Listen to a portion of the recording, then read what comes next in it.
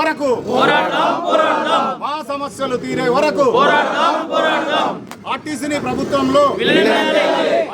ప్రభుత్వంలో యూనియన్లను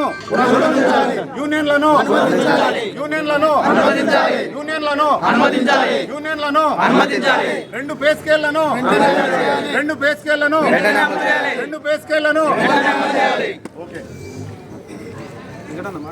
సోదరులారా, రాత్రి 5 గంటల నుంచి సాయంత్రం 5 నుంచి రాత్రి 10 వరకు మన డిపోకి సంబంధించి 10 మంది మరి పెద్దలు 30 మంది లోపలి వేయరు. బాగానే 3-4 మాట్లాడారు కూడా 30 మంది వేయరు. కానీ ప్రభుత్వం మీద మన పెద్దలు చెప్తున్నారు నమ్మకం ఉందని, కానీ ప్రభుత్వానికి కానీ మేనేజ్మెంట్ కానీ కార్మికుల మీద ఆర్టీసీ మీద ఏమాత్రం ప్రేమ లేదు, చింతశుద్ధి కూడా లేదు. ఇప్పుడు ఉదాహరణ మన పెద్ద మనుషులు 32 డిమాండ్లు పెట్టారు మన జేఏసీ నాయకులు. అందులో వాళ్ళు 3 కూడా ఒప్పుకోవట్లేరు. అంటే మీరు ఆలోచించుర్రి, మేనేజ్మెంటే కానీ ప్రభుత్వాన్ని ఏ విధంగా మనం ఇబ్బంది పెడతారో. అంటే ఇప్పుడు ఒక దెబ్బ కొడితే ఒకసారి ఒకడే భయపడతాడు, ఒక దెబ్బ పడ్డాక 2వ దెబ్బ అల్కనే అయిపోతాడు. అంటే అప్పుడు భయపడరు కదా అని ఎప్పుడు భయపడిస్తే భయపడతామేంది? ఇప్పుడు వీళ్ళని ఏమని ఆయన నోటి మాటగా అప్పటి నాయకుడు చెప్పిండి వెళ్ళిపోయింది ఆ రోజు ముఖ్యమంత్రి. దాని ద్వారా ఏమైనా గెజిట్ వచ్చిందా, ఏమైనా సర్క్యులర్స్ వచ్చాయా? ఏమి రాలే. మరి యూనియన్ లేనని ఎట్లా అనుకుంటారు? యూనియన్ లేకుండా లేబర్ కమిషన్ ఎందుకు పిలిచి ఎందుకు చర్చలు చేస్తారు? అందుకనే వాళ్ళకి భయం ఉన్నది. ఎక్కడ కూడా బస్సులు ఏడ నడుస్తలేవు. ఒక రాణిగంజి ఎలక్ట్రికల్ బస్సులు ఇప్పుడు నేను బోయినపల్లి నుంచి సిగ్నల్ చుట్టూ వచ్చిన ఒక 5 బస్సులు వెళ్ళినాయి. ఎందులో కూడా 10 మంది లేరు. రాణిగంజ్ డిపో అంతే, రాణిగంజ్ డిపో ఒక్కడ వెళ్ళినాయి. కానీ మనకు కూడా ప్రైవేట్ డ్రైవర్లు కూడా నిజామాబాద్ సంబంధించి నల్గొండ సంబంధించి కొంతమంది బహిరంగంగా ప్రకటన ఇచ్చారు, మేము మీకు ఫుల్ సపోర్ట్.